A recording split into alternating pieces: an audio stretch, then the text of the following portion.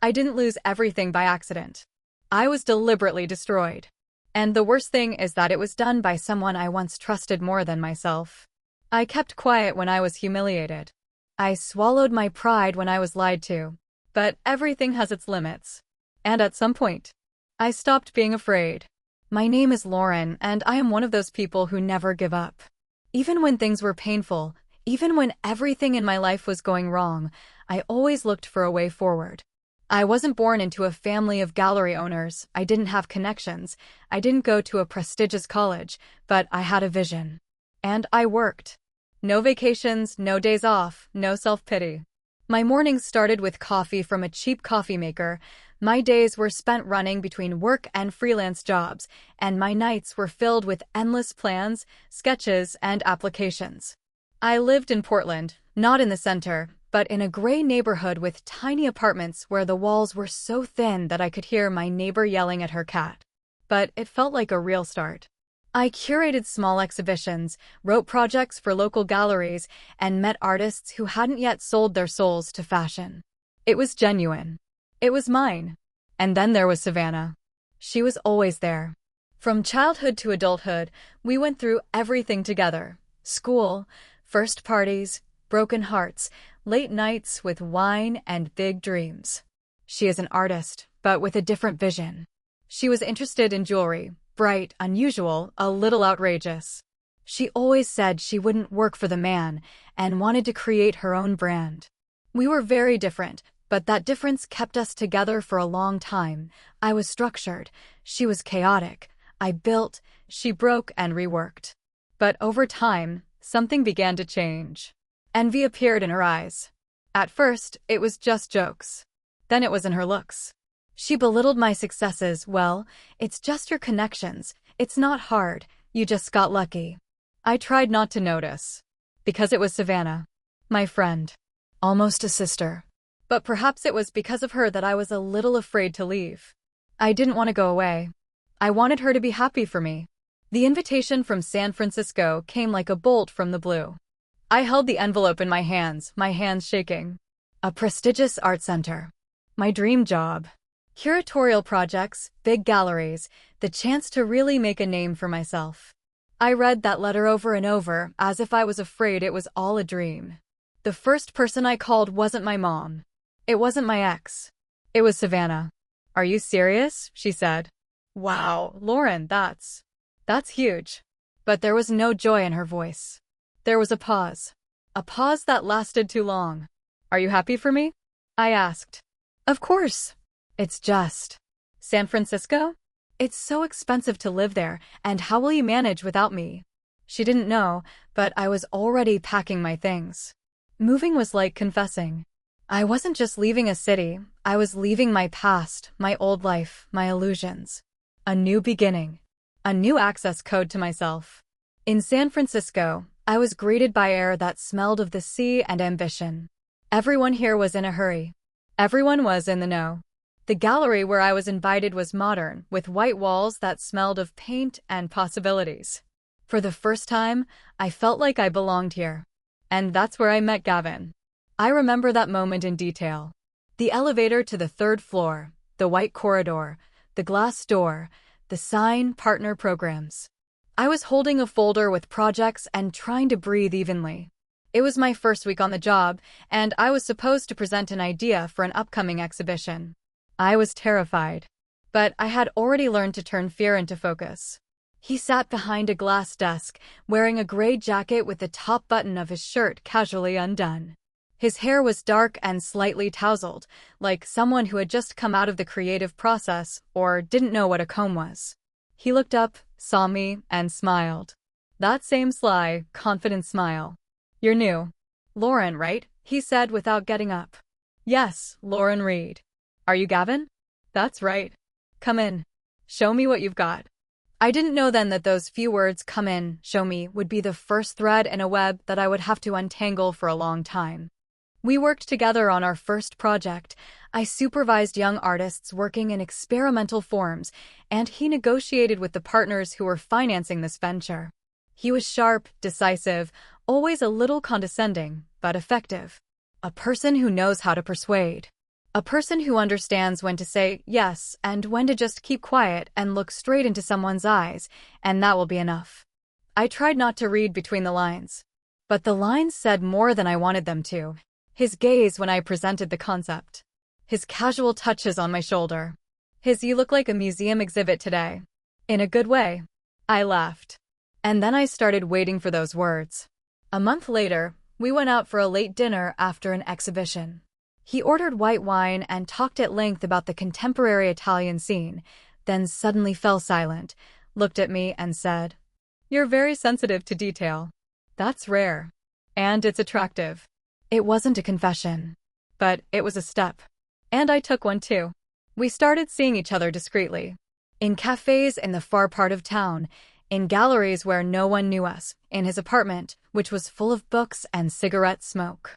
It was chaotic, informal, as if neither of us wanted to admit that something had started. But it had. And in all of this, for some reason, I thought of Savannah. I could just imagine her sharp tongue if she had seen this.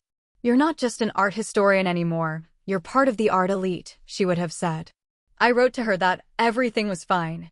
That I was working with cool people. That there was even someone special. Her reply was quick, almost too quick. "Oh, someone special? Don't lose your head, Lauren. In places like that, everyone plays role-playing games. You'll become the heroine of someone else's play. You won't even notice when they kill you off in the second act, winky face." I laughed then. But deep down, something tugged at me. She always had a knack for noticing the invisible. I didn't know yet that this phrase would become prophetic. Inviting Savannah to San Francisco seemed like a natural thing to do. She was a friend, albeit a sharp one. I wanted her to see what I had achieved. Maybe she would realize that I wasn't just chasing projects, I was at the center of what we had dreamed of in high school, drawing plans on napkins in cafes. "Come to the opening. You'll have your own badge. I'll show you everything," I wrote. Her reply was short. "I'll think about it. If I can find a cheap ticket." 2 days later, she sent a screenshot of her booking. And added, "Get the gastrum ready. And wine." I was delighted. Really. Back then. When she arrived, she looked like she had been living here for half her life. Big sunglasses, a light trench coat, a suitcase with stickers from Berlin and New York. She hugged me tightly, longer than I expected. And she whispered in my ear, "So, San Francisco star? Show me your empire." We went to lunch, and I told her about the gallery, the artists, and new projects. She listened silently, swirling wine in her glass. Her silence was like a timer. "And who is this special person you mentioned?" "Gavin. We work together." "Well, not only that. From work." Her eyebrow rose above her glasses. "Smart. Keep your friends close and your curators even closer." She laughed. I didn't. Even then, her tone began to sting. But I didn't yet understand that it wasn't sharp irony. It was a signal. She hadn't come to watch. She had come to play.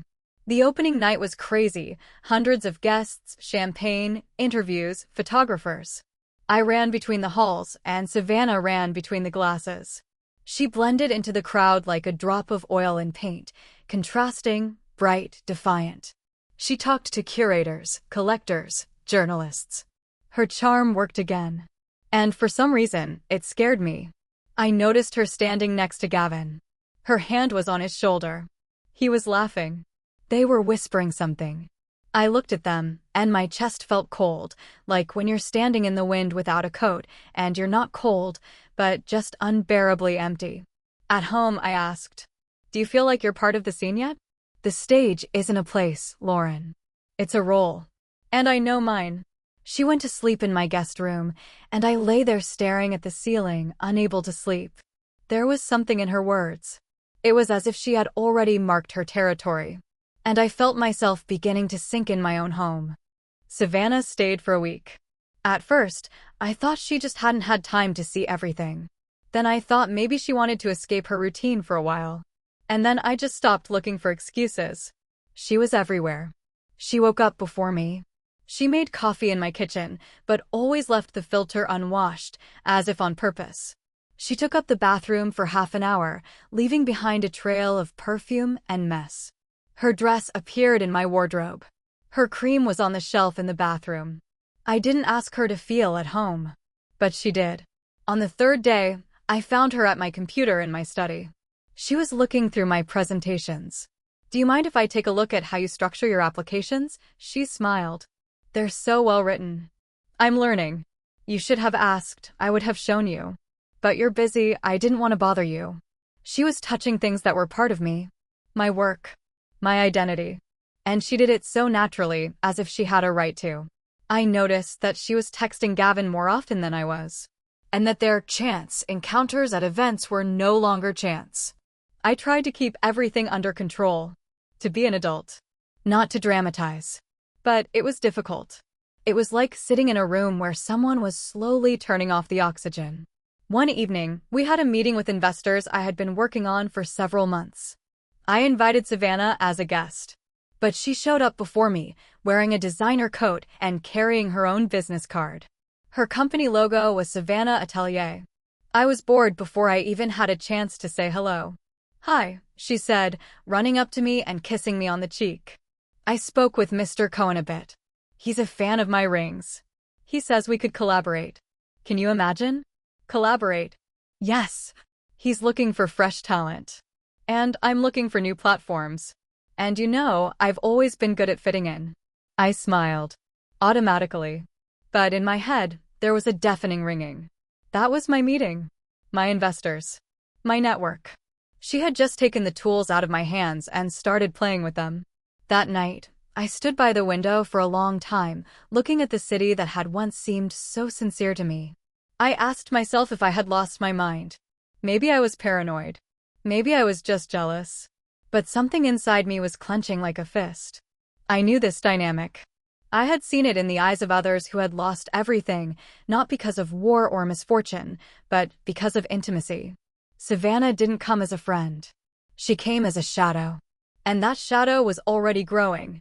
I thought everything could still be salvaged. That this was just a temporary setback.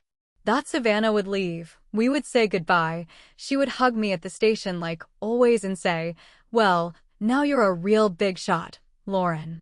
But she didn't leave. She postponed her return flight. Then she just stopped mentioning it. And finally, one evening, she said, "I think I'm going to stay a little longer. There's such energy here. Inspiration. I want to work. Maybe I'll even find a gallery where I can show my work." I didn't say anything. What was I supposed to say? No? It's San Francisco, not my private island. But inside, I was boiling. Things got weird at work. At first, I couldn't describe it. Just little things. A meeting I wasn't invited to. An artist who suddenly stopped responding to my emails. One partner wrote that he had heard that I was being unfair to curators. I reread the message 3 times. I couldn't understand where it came from. And Gavin. He changed too. His messages became shorter. Drier. Our dinners were reduced to "see you at the event." And then they stopped altogether. I tried not to push. Not to make a scene. We're adults. Maybe he's just busy. But when he canceled our joint project presentation at the last minute without explanation, I knew something was going on. I asked him directly, "Are we okay?" He avoided my gaze. Then he shrugged. I need some space. It's too much. And I don't know. Maybe we were a good team, but maybe mixing work and personal life was a mistake. His voice was flat. Indifferent. As if he had rehearsed this phrase. I left the office on autopilot. It was raining outside. I didn't have an umbrella. And it seemed very fitting. Getting wet when you've been left. Losing everything little by little, as if the world was carefully cutting your ties like threads. That night, Savannah was making dinner. She was frying shrimp in my pan, listening to music, humming something under her breath. She looked at me and said, "Oh, you're all wet. Drama doesn't suit you, Lo. You've always been so strong." I didn't answer. I just walked away. Because how do you tell someone that you're starting to suspect they're destroying your life, but you don't have any proof yet? How do you tell a friend you've become a stranger without breaking yourself even more? True evil doesn't come in the guise of a monster. It sits on your couch, drinks your coffee, and tells you you're being dramatic. When something big collapses, you don't hear an explosion. There is no thunder, no screaming. Only silence. A slippery, cold silence. Eric was the first to go, my lead artist on a project I had been developing for almost a year. We met for coffee to discuss the details of the debut exhibition. He looked tense. Lauren, I don't know how to say this, but I've decided to move on to another project. What? I've been offered terms I can't refuse. A bigger fee. A wider audience. And, to be honest, after some of the things I've heard. What things? It doesn't matter. Just. I don't want to get involved in internal politics. I'm sorry. I sat there with my coffee, not understanding what was happening. A few days later, another artist withdrew. Then the curator said that doubts had arisen about my transparency. Then a sponsor disappeared without explanation. Everything was falling apart. Slowly but surely. I looked through my correspondence, looking for something I might have missed. Nothing. But the feeling that I was being pushed away from my own creation became a daily occurrence. People avoided me. They avoided eye contact. Rumors were circulating, and I could feel it. One day, I walked into the office and heard someone whispering in the conference room. Well, she's always like that, taking other people's ideas and just repackaging them. Yeah, and then there are all those stories about how she manipulates people. I walked in, they fell silent. I left the office, and that same evening I received a letter. I was being removed from the project. No explanation. And Gavin was silent. Completely. I wrote, I called, nothing. Not a word. Like a ghost. I started to ask myself, maybe I really did something wrong? Maybe it's justice? Then I saw the news in a professional community. Savannah Atelier's new project presents young artists in collaboration with the Meraki Gallery. The same one where I was supposed to arrange Eric's debut. I reread the curator's name. It was the same one who refused to work with me. I took a breath, but the air wouldn't come in. In the photo was Savannah. In a white dress. Smiling. Next to her was Gavin. I clicked on the link. Her exhibition featured the very artists I had been preparing. The very concepts I had been developing for years. She had simply cut my work out of my life and pasted it onto her own, like a collage. I was removed from the gallery on suspicion of unethical practices. And she is now the new face of innovation in the art world. And I was silent. Sewn into my own defeat. But not for long. Because if there's one thing I knew for sure, it was that the real story hadn't even begun yet. Savannah didn't come home that night. It was the first time in all the time she had been in town. She never warned me, but she always came back. And even though it didn't feel like my home anymore, I still waited with some absurd remnant of hope that she would walk through the door, kick off her heels, and say something sarcastic about the latest art elite party. But the night passed. The door remained closed. I texted her, "Where are you? Is everything okay?" Then I called. Once. Twice. 5 times. 10 times. Voicemail. Silence that grew louder with each beep. I couldn't sleep. I sat in the kitchen, clutching a cup of cold tea, staring out the window as if into an abyss. I was torn between two feelings, anxiety and something bitter that I was afraid to name. The morning was sticky and slow. Like punishment. I went to the gallery, where I sometimes stopped by to finish up work. And right there, in the hallway, Sarah, one of the coordinators, stopped me. She was one of the few who hadn't turned away completely. She approached quietly, as if afraid that her words would hurt, and they did. I don't know if you've been told, but Savannah. She's living with Gavin now. What? They're together. I saw them at the event yesterday. She's telling everyone she moved. And that they're, well, officially a couple now. I'm sorry, I didn't know you didn't know. It was like I was knocked out of reality. Everything around me, the light, the sound, the voices disappeared, like when you dive underwater and all you can hear is the sound of your own blood. I went out into the street, not remembering how I got to the door. I just walked. Somewhere. Anywhere, as long as I couldn't hear that ringing in my head. She's there. She's with him. She betrayed you completely. It wasn't just about the relationship. It wasn't about him leaving me for someone else. It was about her knowing. She saw how I gave myself to him. She listened when I shared my most vulnerable thoughts. She knew how important he was to me, and she did it anyway. The night of silence suddenly became clear. She wasn't answering because she was in his bed. In his new life. In my old world. I made it to the apartment and just collapsed on the floor. There, next to the sofa where we used to sit together with wine. There, where she used to complain about her ex. There, where I trusted her like a sister. And I finally allowed myself to cry. To cry for everything at once. For the project, for the lost love, for the broken trust, for the part of myself that I gave to these people and which they threw away like trash. I didn't sleep that night. I didn't have time to dry off. But that's when a new feeling arose inside me, cold and clear as a blade. I will no longer be silent. I hadn't left the house for 3 days. My phone was silent. My messengers were silent. Once upon a time, I lived in a stream of events, parties, openings, meetings. And now forgotten. Crossed out. But I wasn't dead. On the evening of the 3rd day, I took an old flash drive out of a drawer.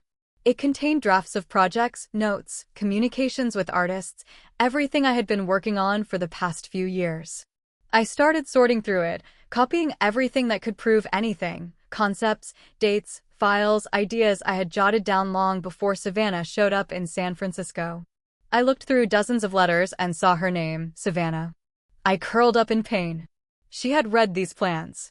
She asked about every step. She learned from me. I couldn't just sit there while she and Gavin rewrote my story. I remembered Daniel. We met him at an art forum last fall. He's a journalist. Independent, sharp. At the time, he was working on an investigation into corruption at an art auction house. His reporting blew up the market. I opened our old chat. Hi, this is Lauren Reed. I need to talk. I have a story. And proof. He replied in 10 minutes. Sounds serious. Call me. We talked for 2 hours. I laid it all out. Point by point. People. Dates. He listened intently, hardly interrupting. Only occasionally did he ask clarifying questions. That's hard to believe, he said when I finished. But if you have even part of what you've said, this is a huge story. I have everything. And more. Then we'll do it. But quietly. Until the time is right. After that conversation, I felt like I could breathe for the first time in weeks. Not freely, but I could breathe. I didn't have a job. I didn't have a platform. But I had the truth. And hatred that had stopped burning and started working as fuel. While Daniel was gathering materials, I got a job at a small online platform for young artists. It wasn't prestigious, it wasn't the big stage. But no one there knew me as the one who disgraced herself. I could start over. Even if it was quietly. Even if it was from scratch. I communicated with artists whom Savannah hadn't managed to lure away. They didn't trust me, not yet. But I wasn't in a hurry. I acted cautiously. This time, without naivety. One day I received a letter. No name. Subject, this should interest you. Inside were screenshots. Internal correspondence between Gavin and the curator. Plans on how to remove Lauren from the lineup without any loud scandals.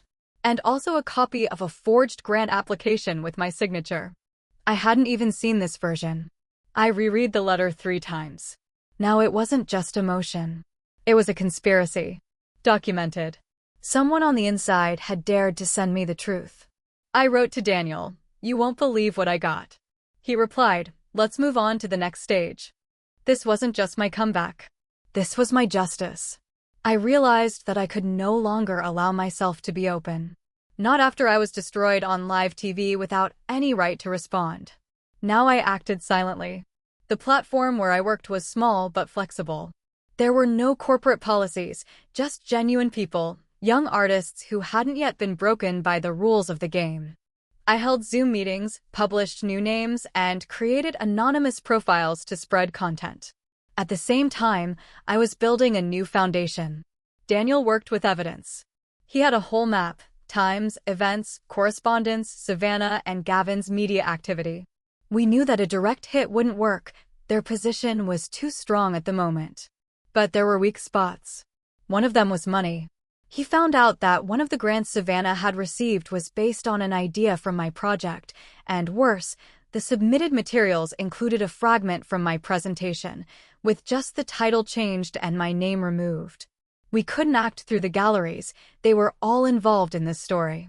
But there was another way, the media. While Daniel was preparing the material, I organized a series of online interviews with artists who had not made it into the official art scene.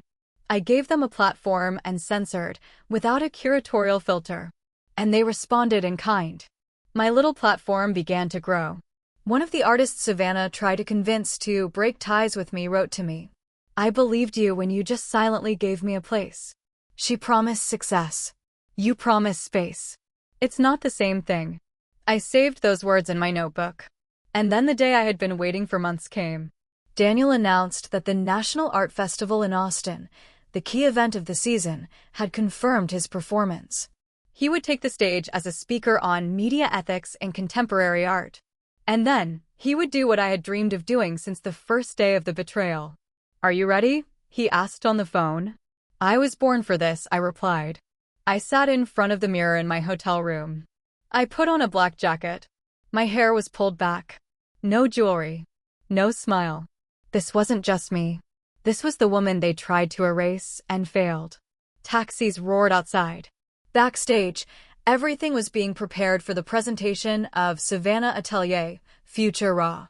And I knew that after this day, nothing would ever be the same again. The hall was filled with people in designer coats, wearing badges, faces I once knew. Journalists, curators, partners, even those who avoided my gaze 6 months ago, now gathered to see Savannah's big comeback. That's what she called it on social media. Hashtags, videos, teasers. Hashtag Futura, hashtag Savannah's back, hashtag new power in art. She appeared on stage as always confident, beautiful, with her unintentional charisma. A white coat. A steady voice. She showed the artists she had snatched from my hands. She talked about her mission to give a voice to marginalized artists. And it sounded almost true. Almost. I sat in the back row. No name, no status. Just one of hundreds. And I held a small flash drive in my hands. It contained the truth. The truth that would destroy this performance. 15 minutes later, Daniel was supposed to come on stage. I looked at him across the hall. He was standing near the entrance, wearing a black shirt and holding notes in his hands. He saw me. He nodded. It was our silent, "Let's begin." The last minutes of Savannah's presentation dragged on forever. She had already relaxed. She believed she would be back. She joked. She collected applause.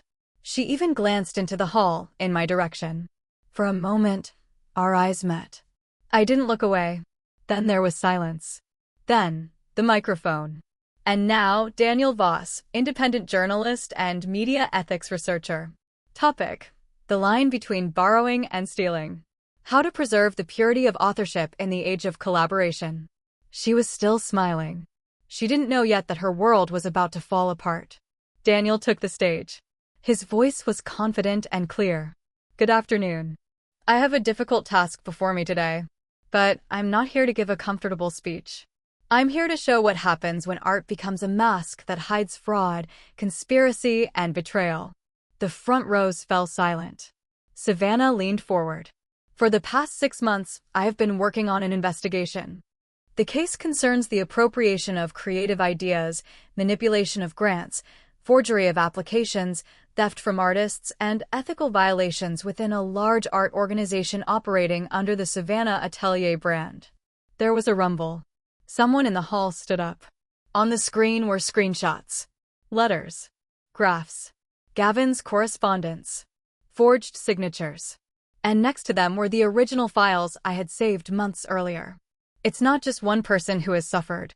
The system that allowed the real voice to be silenced in order to create a convenient fake has suffered. But today is the day when the truth comes out. Savannah stood motionless. Her face was pale. Gavin was no longer there. He had left the hall during the first slides. Like a rat fleeing a burning ship. Journalists were filming. The live broadcast continued. I saw their reputation crumble, piece by piece. But I felt no joy. This was not revenge. This was me getting back what was mine. After Daniel's speech, the hall was enveloped in a fog. People did not leave immediately. They sat as if someone had put them on pause. Only their eyes moved, scanning, shifting focus, from the screen to the stage, from the stage to Savannah. She was still standing by her installation stand. Frozen. She held the microphone in her hands, but did not speak. She opened her mouth and closed it. Her gaze darted around to the hall, to her phone, to nowhere. It seemed as if she had been caught without a script for the first time in years. I didn't approach her. I just watched. And then, she finally spoke. Her voice was weak at first, but then it became familiar, polished, professional, crowd control. This is an attack. This is not journalism. This is a planned campaign against me. All the material is fabricated. This is the work of ill-wishers who want to discredit a woman who came from nothing and achieved success. People watched, unblinking. But no one applauded. The next day, her name was in all the headlines. But not in the way she was used to.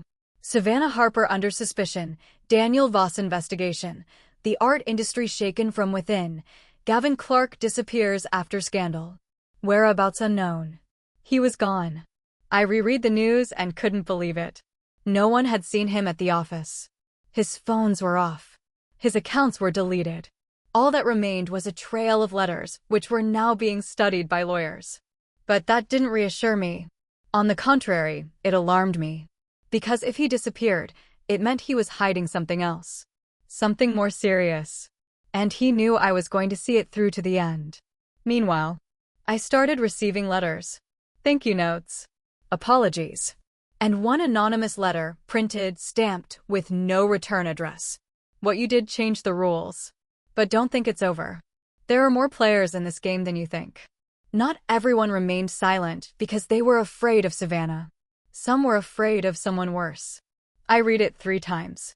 And I realized that what seemed like the end was actually just a door to a new war. Because when the truth comes out, those who live in the shadows begin to attack. And I had to be ready.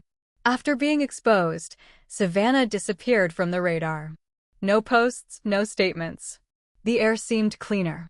But only for a moment. It all started with messages from relatives. The first to write was my aunt from Oregon. Lauren, what is this story I heard from Savannah? That you wanted to destroy her? That you launched some kind of journalistic campaign to get revenge? She says you manipulated information and made her look like a monster in front of everyone. She was in tears when she called. I reread the message, unable to believe my eyes. Then my brother called. We rarely spoke, but now he sounded tense. Lord, seriously, what's going on with you? Savannah wrote to Mom. She said you're in danger. That you've been consumed by a desire for revenge and that you've lost touch with reality. She's really worried. She's lying, I managed to say. She destroyed me. She took everything away from me. But she's your childhood friend. She couldn't just. She could. I turned off my phone. My hands were shaking. Savannah was running away from the media spotlight, but she threw another weapon at me, my family. She knew where it hurt the most. She knew that the only voice I couldn't bear was my mother's, saying, "Maybe you've gone too far, sweetheart." I didn't respond to my relatives for several days. I just couldn't. Then an anonymous message arrived. Again. Encrypted. No signature. You think you won? Think again. She has friends. They're not in the press or in galleries. They're where phones are silent, but orders are obeyed. At first, I thought it was just trolling. But then Daniel wrote, "My email has been hacked. Someone has been digging through my internal archives. I don't know if it's related, but it looks like a deliberate attempt to gather compromising information. Or to intimidate me."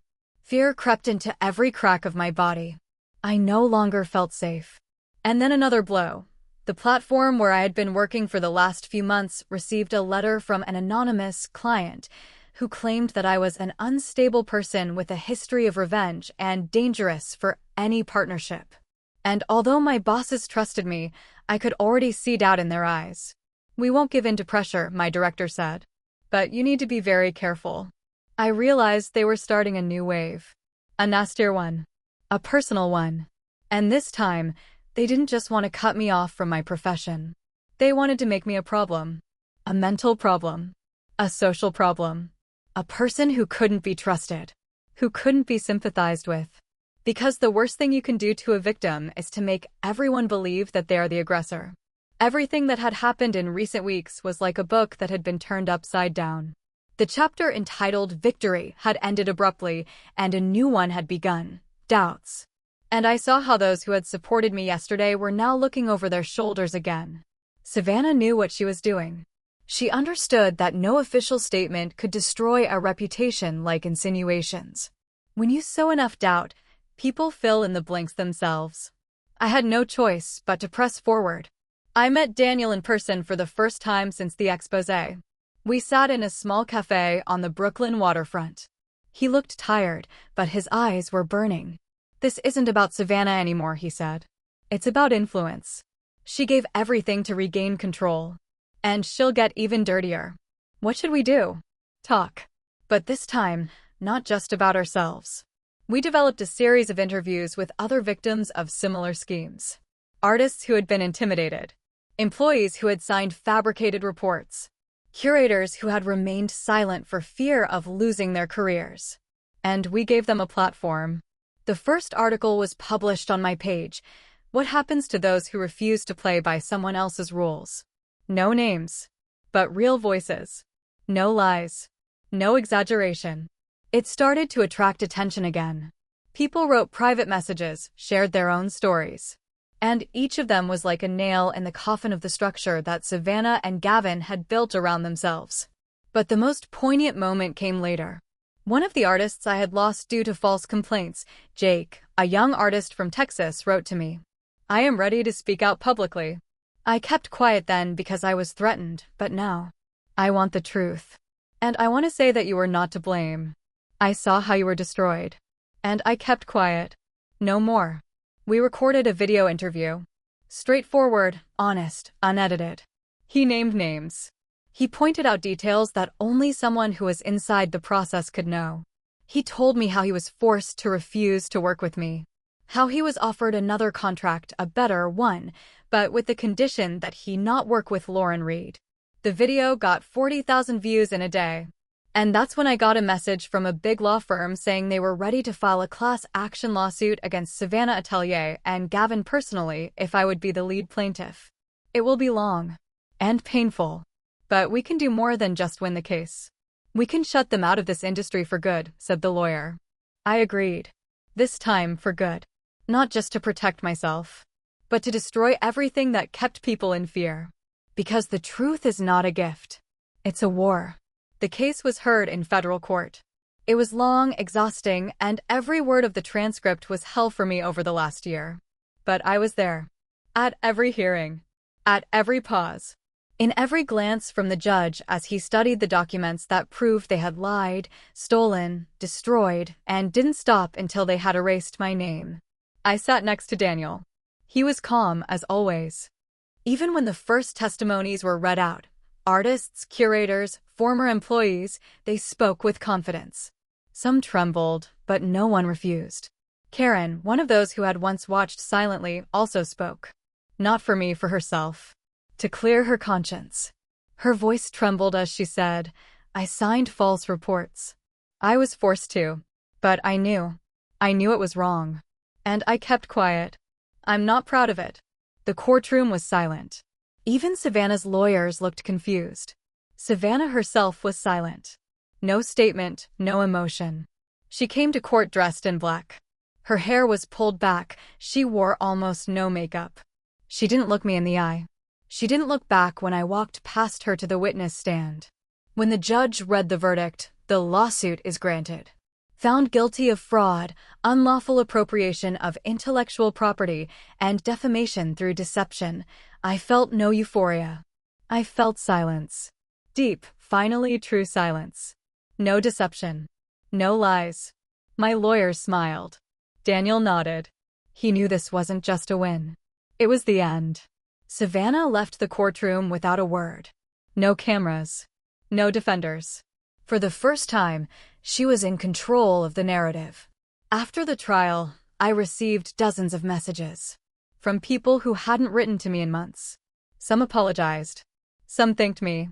But I replied to only one, I didn't do it for recognition. I did it so that no one else would ever have to go through what I went through. And then came the unpacking, psychological, emotional. I still haven't recovered. But inside, I finally felt like myself again. And when my mother called that evening and said, "I knew you were stronger than they thought," I cried for the first time in a long time. But not out of pain. Out of relief. I was already living in New York when I saw her again. It was a quiet autumn. The air was warm and smelled of coffee and wet asphalt. I was returning home after a presentation of one of my new projects, an exhibition of young artists who had been given their first chance. And then, near my apartment building, I saw her. Savannah. She was sitting on a bench. She was wearing the same black jacket she had worn to court. Her hair was pulled back. She looked exhausted. There was something different in her eyes. Not defiance. Not fear. "Hi," she said when I stopped. I wasn't supposed to come. But I have to tell you. I was silent. I didn't know if I wanted to hear her voice again in my life. But she continued. "I didn't come to make excuses. Because I can't. But I want you to know that I didn't plan for it to go this far. It all started with jealousy. It was there since childhood. I always felt like a shadow. You were bright, bold, determined. You got noticed everywhere. And I was always your friend." She lowered her shoulders. For a moment, she looked like a child to me. "When you moved away, I thought I was alone. And then there was Gavin. Power. Connections. And it all seemed like a chance to become someone. I didn't stop. Even when I knew I was hurting you. You destroyed me," I said finally. My voice was quiet. Even. Without anger. Without tears. "You knew what you were doing. That you were stealing. That you were lying. This isn't just jealousy, Savannah. It's betrayal. Deep. Precise. And systematic." "I know," she replied. "And I'm not asking for forgiveness. Because you don't owe me any. I don't want to live with my silence anymore." I nodded. And I told her the truth. "I can't forgive you." She nodded. No drama, no theatrics. She just understood. And she left.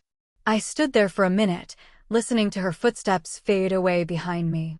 And then I felt relieved. Not because she came, but because I didn't fall again. That evening, I sat on the roof of my house, looked at the city lights, and finally allowed myself to think, I'm back. Not to the same place I started, but further. Stronger. Purer. I can't be destroyed anymore. Because I'm no longer looking for recognition. I'm building myself, not for someone else. For myself. I don't want war anymore. But if it comes again, I won't be afraid. Because I've already been through hell. And I came back from it not as a heroine, but as a human being. Real. Alive. And free.